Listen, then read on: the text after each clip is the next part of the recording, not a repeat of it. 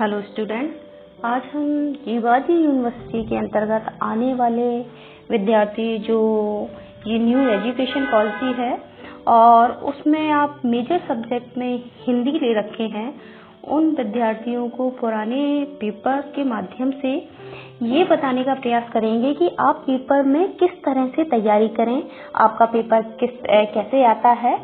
तो हम स्टार्ट करते हैं। ये बीए प्रथम वर्ष मेजर हिंदी का पहला पेपर है जिसका नाम हिंदी काव्य है और ये पुराना पेपर है। तो आपके पेपर में इस पेपर को आपके 5 खंडों में विभाजित किया गया है।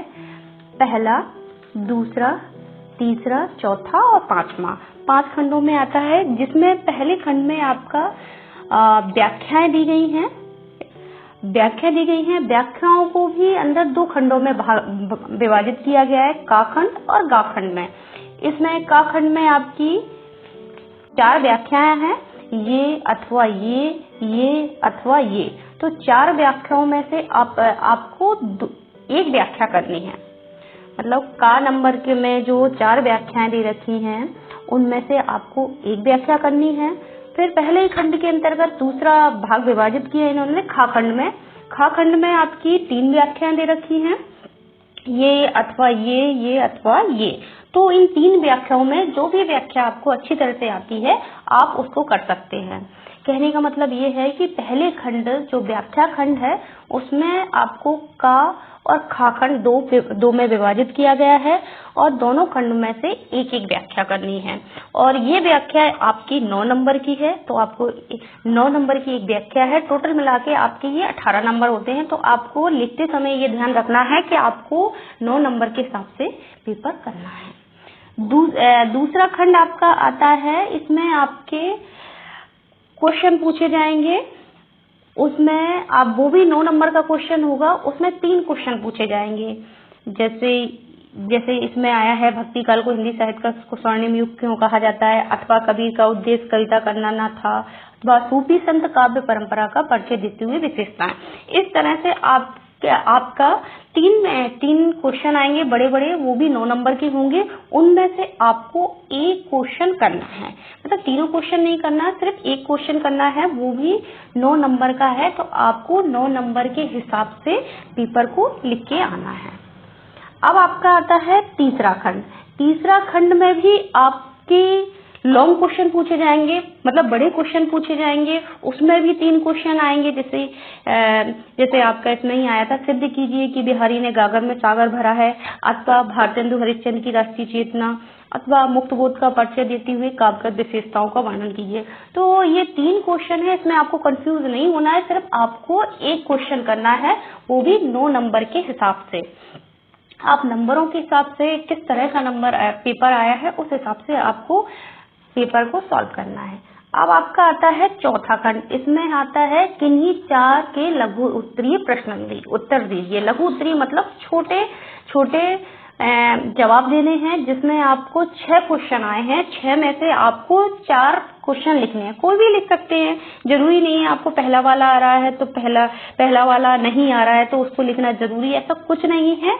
आपको जो 6 ऑप्शन दे रखे हैं उन 6 ऑप्शन में आपको 4 क्वेश्चन जो अच्छी तरह से आते हैं आप उनको लिखेंगे और प्रत्येक क्वेश्चन आपका 7 नंबर का है। जो 4 लघु उत्तरीय प्रश्न हैं उनमें प्रत्येक क्वेश्चन आपका 7 नंबर का है। आप आराम से उसको 250 शब्दों में लिख सकते हैं आराम से, और कोई भी 4 क्वेश्चन।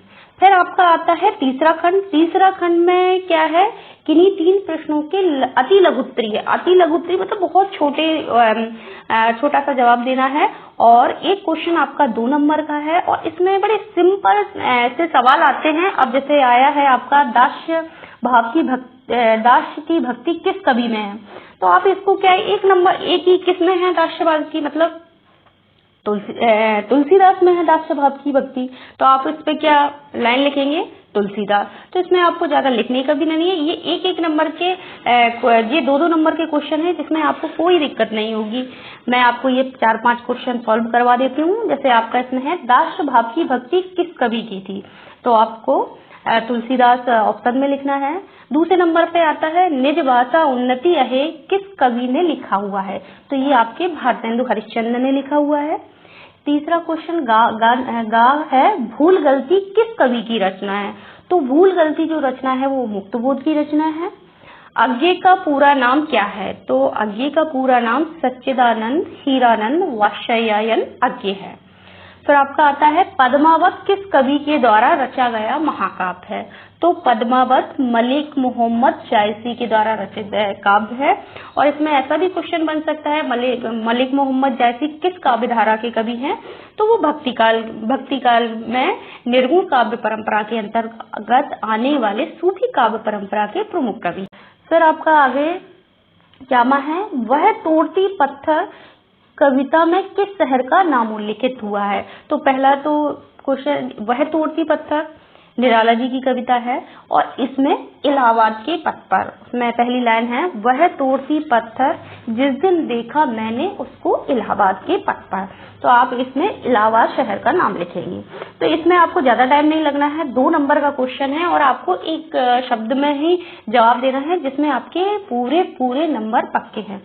तो इस तरह से 5वां खंड जो अति लघुत्तरीय क्वेश्चन वाला है उसमें आपको 3 प्रश्न करने हैं और आपके इसमें 6 क्वेश्चन दिए। तो विद्यार्थी इन बातों को ध्यान रखें, जो क्वेश्चन उन्हें अच्छी तरह से आता है उनका जवाब दें।